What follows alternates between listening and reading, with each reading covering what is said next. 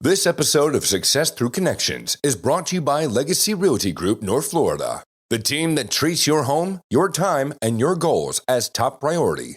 Real people, real results, real care. Well, welcome to this week's episode of Success Through Connections. My guest today is Jackie Perrault. She's the Senior Director of Members and Community Engagement for the Association of Women's Business Centers. And I believe that's across the country. So welcome, Jackie. Jackie is responsible for developing and evaluating the engagement initiatives for the AWBC of membership. And she's also in charge of supporting the programs to create the maximum recruitment and retention, which is so important, and being consistent in the messaging for growth and development for the Association of Women's Business Centers. She was, prior to that, which is where I met Jackie, Jackie was the director for the Jacksonville Women's Business Centers, and that's in Florida. And she was also at that time a board member of the AWBC. And she was also the recipient. She was recognized to win not one, not two, not three awards, but 5 awards from the United States Small Business Administration. She's a superstar, and that's why she's now this Senior Director of Member and Community Engagement for the AWBC. So welcome, Jackie, to the show. I'm so glad you're here.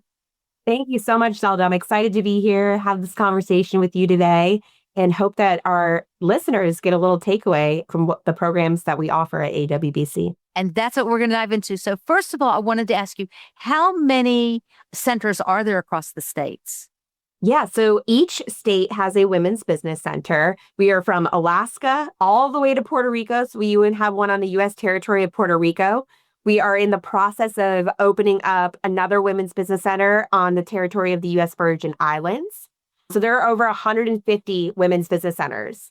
And some states manage all of those? Yep, we work to support all of those. Yep. So some states like Florida have multiple women's business centers. In Florida, we now have 5 women's business centers. But other states are really covering the entire territory with one WBC, working to support women entrepreneurs at any stage of business. Wow. So this could be aspiring or emerging business owners that have an idea, all the way to already existing, moving to stage 2, but even succession planning and next level.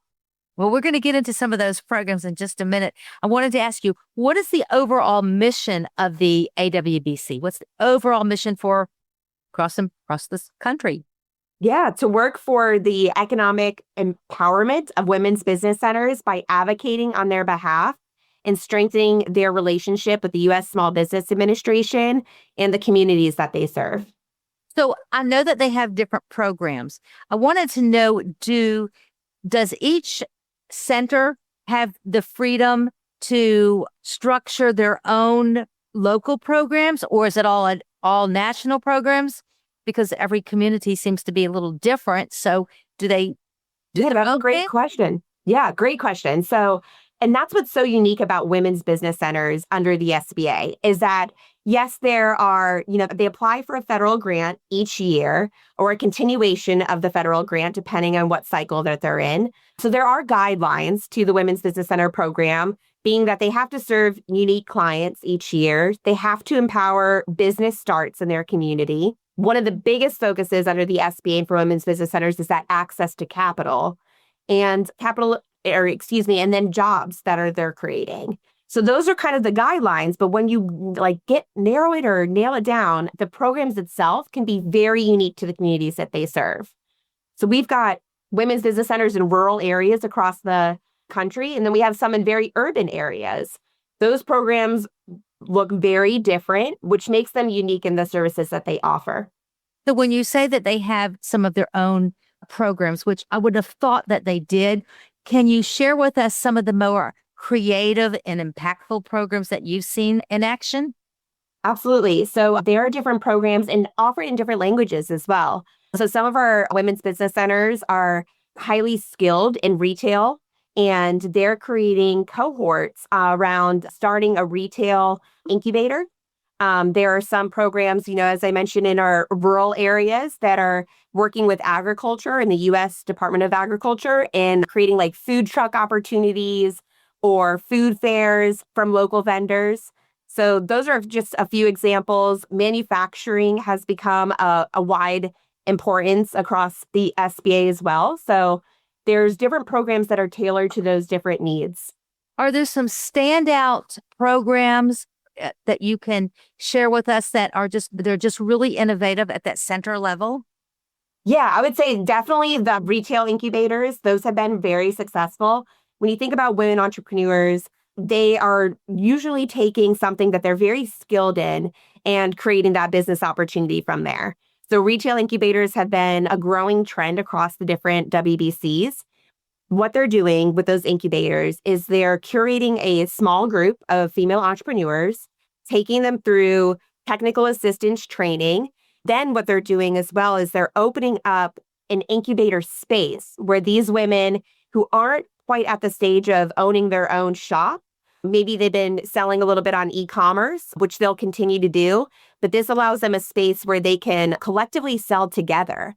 So say there's 5 members of that cohort, they'll have an incubator space for about 6 months, and they're popping up their different products to be able to sell. And then while they're doing that, they're learning how to become a general manager of a store, how to balance the financials throughout the different months. So that's been a really successful program. Another one that I'd love to highlight and has been wildly growing is childcare. The childcare pandemic across the country in the United States is growing, that there is not as much access to childcare opportunities. Women's business centers have really empowered women entrepreneurs to start up daycare centers and childcare programs that look wildly different across the country as well. Some of these are in-home daycares. Some of these are larger centers. But again, it goes back to that technical assistance and training that they're getting from a women's business center to be able to help fit the need of the U.S. economy. So you mentioned retail. That kind of surprised me because with all this online stuff these days, all this e-commerce, how do these women compete in a retail setting? Yeah, it's definitely difficult. We've seen a little bit more of those retail incubators in urban areas. So in Maryland, they've been very successful, but we've also seen it in Missouri, in a rural area. And these are, women creating a space where folks still like to touch tangible things. Yeah. At times it goes back to like reading your media. A lot of people, yes, will read the news or the media or different exciting things on their phone, but a lot of people still like to get that magazine or that newspaper. We see that with retail as well. So people like to touch the products, interact with the products before they purchase it, try it on. So they've seen success in that way. So I'm just thinking of the new entrepreneur. She wants to start a business. She has an idea. She knows, she has an online business or retail, whatever, service even. It could just be a service. Yeah. What are the first steps they should take when saying, well, I need some help. Let me contact the women's business centers. What's the process once they say, hey, I need some help? Absolutely. So we know that women are often looking to a search engine of some sort to find support and help for their business. But what happens also is that we hear that they never even knew that there was a women's business center in their backyard, which, by the way, it is at no cost to get business coaching or counseling for a women's business center. That is your taxpayer dollars. So you never pay a fee. That is what's kind of doctrined through the Small Business Administration as one of the efforts. It's free business coaching and counseling. So the first step would be you can go to the AWBC website. So it's awbc.org. We have a women's business center locator on that website. So you can actually type in your zip code, find the nearest women's business center near you, connect with them directly, and reach out to request assistance. Another way, now say you can't find them through you're just not sure which one is better going to serve you. We've got a platform called Hope to Women. It's hope2women.org. Hope stands for helping others by promoting entrepreneurship. And this platform is direct access to those women entrepreneurs. So while we know that they're not finding women's business centers, Hope to Women has created training and programs and a way for you to request assistance no matter where you are in the country. So say the nearest women's business center to you is 30 miles away, and that's just too far or feels unattainable to you, you can request assistance through Hope to Women at no cost again, and get a consultation to understand your business needs. And then we triage and connect you with who makes most sense across the national network. What are some of the programs? What do they do? I'm familiar with the ones, obviously, at the Jacksonville Women's Business Centers, like the Marketing Matters and Financial and Legal. What are some of the programs that some of these other cities are doing? Yeah. So big focus is going to be that access to capital. We want women entrepreneurs. If you remember, women were non-fundable back in 1988. Women had to go get a business loan through a male relative co-signer. Oh, I remember it. So that is when the pilot program for women's business centers came to play. Still to this day, we are fighting access to capital and making sure it's an equal playing level field for women across the country. And by doing so, we're working with national partners to make sure that women are equipped and prepared before they go after capital. We're doing that very heavily through what we have on our Hope to Women website, which is a funding center. So this funding center is helping women who are ready to get that loan connect with a bank that is offering very unique products, the great interest rates, and looking at women businesses in a totally different scope than a traditional, maybe very large institution or bank would do. Is the number one problem that women have is getting access to capital? Is that the number one thing is they don't have enough money to do what they want to do? Yes, that is the number one thing. What advice would you give the new entrepreneur, the young woman who wants to start her business? She's got a good business idea, but she's not ready to go to the bank yet. Yeah, absolutely. So the first thing that the lender is going to ask you is, do you have a business plan and a viable business plan? And we at the Women's Business Centers and at Hope to Win will help you and navigate what a business plan looks like. We even have templates on our Hope to Women Funding Center for women to be able to download. So getting that business plan up and running is going to be first. Then going after a cash flow projection. So understanding what your business, even though you're still dreaming and this is something you want to start, you've got to look at your business in multi-years. So where you want to be with your business in 3 years from now, in 5 years from now, and forecasting that. What kind of equipment will you need? If you were to have X amount of customers, then what would that take in order for you to get there? And forecasting that budget is going to be really important when lenders are looking at why you're asking for funding. So how do you advise the new, and I'm thinking of some of the different people have come to me for advice. They see I've been in business for over 40 years and they go, okay, I don't know how to market my company. I don't know how to get it off the ground. I'm not ready to ask for money yet from a lender or any of those sources. They're really and truly the small business owner, the little mom and pop. They're not opening up a restaurant. So What are some of the programs that these centers actually offer besides getting your business plan? What else do they offer? When it comes to buying, selling, or managing rental property, don't settle. Choose the professional team that's experienced, knowledgeable, and yes, they actually answer the phone. Legacy Realty Group North Florida is the full-service real estate firm that delivers peace of mind. With over 16 years of local expertise, their responsive and dedicated team makes the process smooth, personal, and stress-free. Whether you're selling your home or looking for a reliable property manager, Legacy Realty Group North Florida has you covered. You'll find their info right in the show notes. Yeah, it definitely, like you had mentioned, like around those marketing tools. Marketing is so important. It's building your customer acquisition plan and your customer development.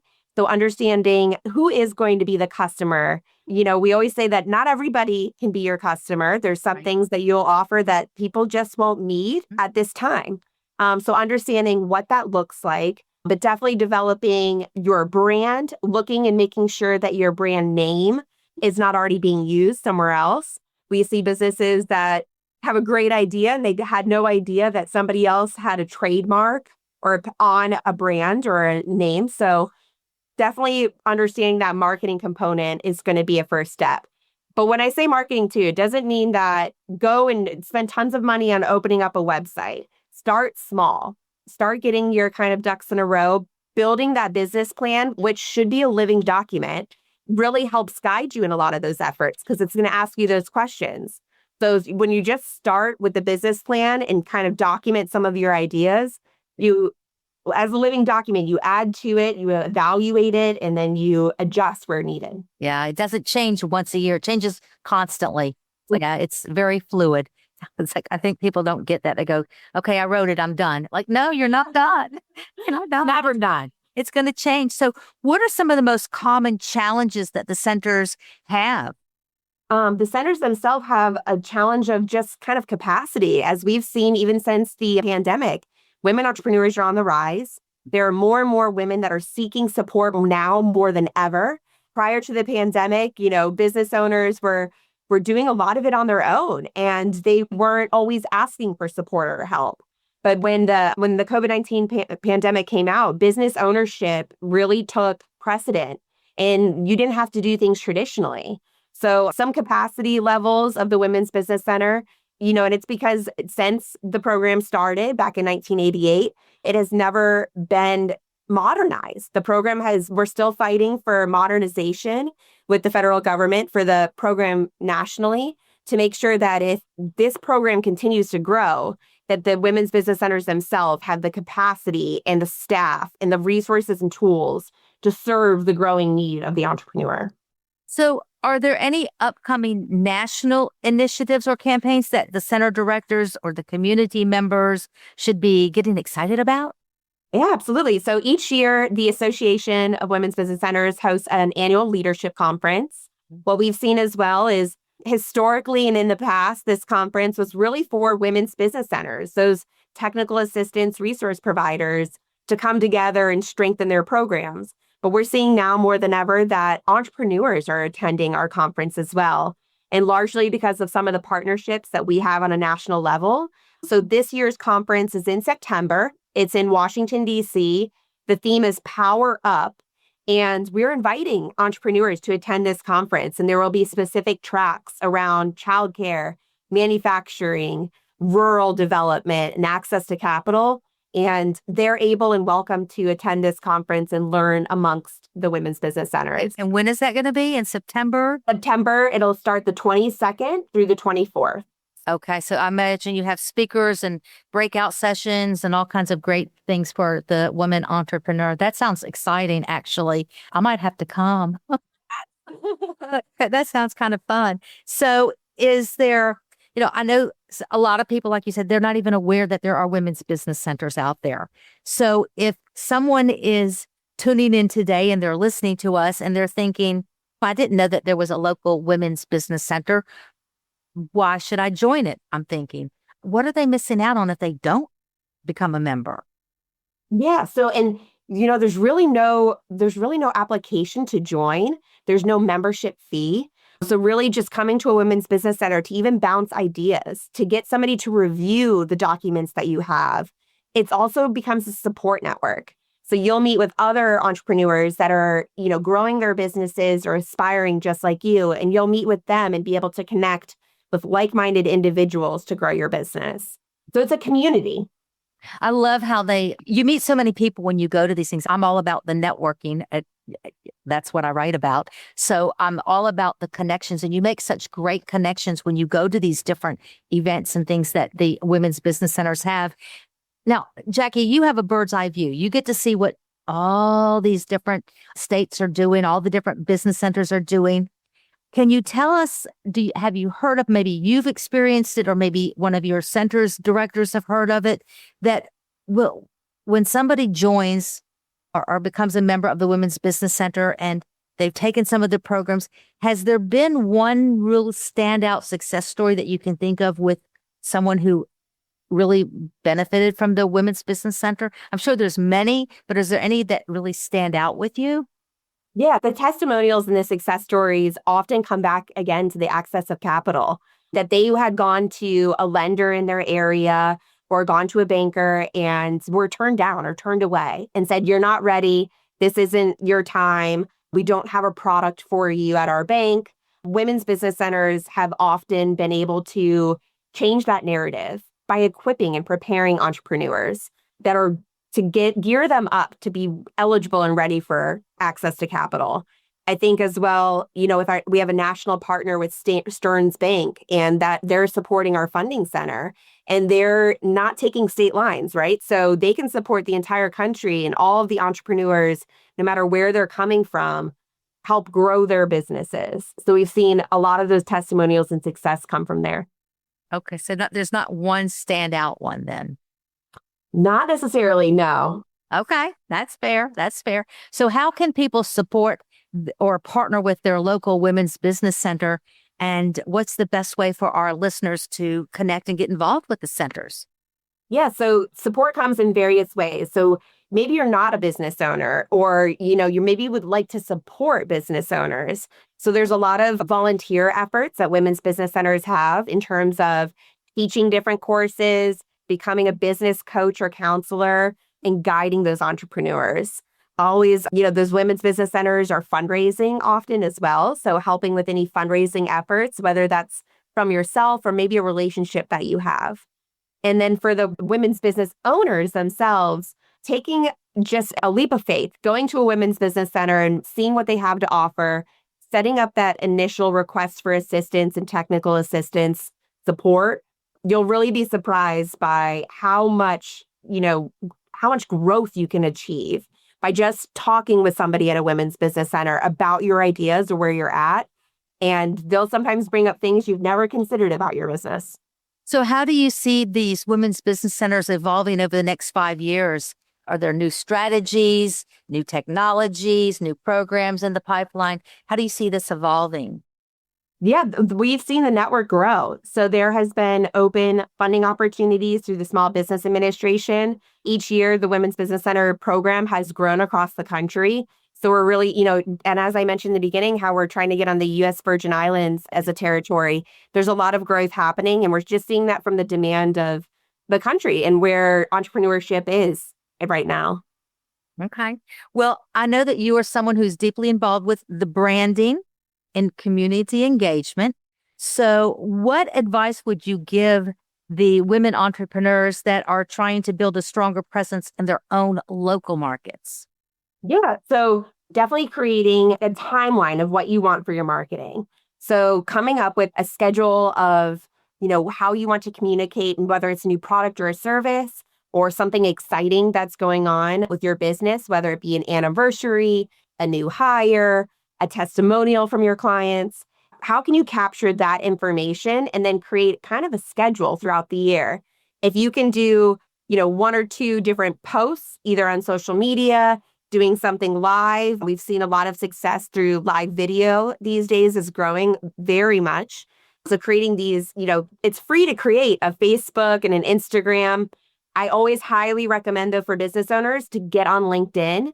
Do it in twofold. So do it for yourself as the business owner, but then create a business page for your brand. Yeah. That way you can help kind of create a community of followers for each of them. I share with people that there's no better time to promote your business than now on social media because it's very inexpensive. What you want to spend $5 a day, $3 a day, $20 a day, 50, 100, whatever it is. I mean, advertising today is very inexpensive compared to what it was years ago when you had to go put an ad in the newspaper, or a magazine. Exactly. And that could be the right place for you to be promoting and advertising, but social media to me is where it's at. And I think you hit the nail on the head with the LinkedIn and videos. That's what I tell young entrepreneurs is LinkedIn and create a YouTube channel. It's like, get it out there. Just be yourself. So the show is called, I've got a signature question that I love to ask everybody. So our show is all about success through connections. I believe that people are not successful all by themselves, may look it, but they got people in the back there helping them get where they need to be. So is there a story that you can share with us of how you have had success through the connections that you've made? Maybe someone opened a door of opportunity for you, or maybe you opened that door of opportunity for someone else through the connections you have. Can you share a story? Yeah, absolutely. So I think my biggest story of shared connection would be volunteering to serve on the Association of Women's Business Centers Board of Directors. Through that opportunity, it was a voluntary type of application when I was at the Women's Business Center locally in Jacksonville, Florida. And because of that, me taking a leap of faith and saying that I believe that I can be on this board. I think women often don't think that they're qualified to be on certain boards. At that time, I probably didn't believe in myself as much as I should have, but I did take a leap of faith, applied for that board. And through that, I learned from so many powerful women across the country that were also serving on the board. And in turn, it opened up this opportunity for me to work with the National Association. So through the work that I did on that board, really opened up that door for our CEO, Corinne Goebel, to say, she's an important member of this board. We want her on our team, and I see ways that she can help our network grow. So that's been probably my biggest success. It's absolutely is. When you join a board, you join something, you never know who you're going to meet. I do have one more question. It occurred to me that you have the different local centers. Does one join the local center, or do they join the one that you're running, the association of all the women's business centers? So entrepreneurs themselves they're gonna be involved and take programs and such through their local women's business center. Those women's business centers that are across the country, they're supported by the National Association in terms of advocacy and growth and development. But if you're in your community, you would join the local women's business center. Right. Great. I can't recommend them highly enough. They're wonderful for not just the new entrepreneur, but the seasoned entrepreneur. You can definitely learn a lot from them and meet people and open up new connections and opportunities. Thank you so much, Jackie, for sharing your time with us today. It's been very interesting. I know that our network of listeners will now learn that pick up the phone and call their local or the closest chapter to them or center to them and join, because you really will get a lot out of the women's business centers. Thank you again for joining us today and for our listeners today. I hope you will like and subscribe to our channel, whether it's YouTube or on Spotify, Apple, or whatever app that you're using for this podcast. So until next week, keep making those connections, because success is through connections. When it comes to buying, selling, or managing your rental property, don't settle. Choose the professionals at Legacy Realty Group North Florida, the real estate company that gives you peace of mind.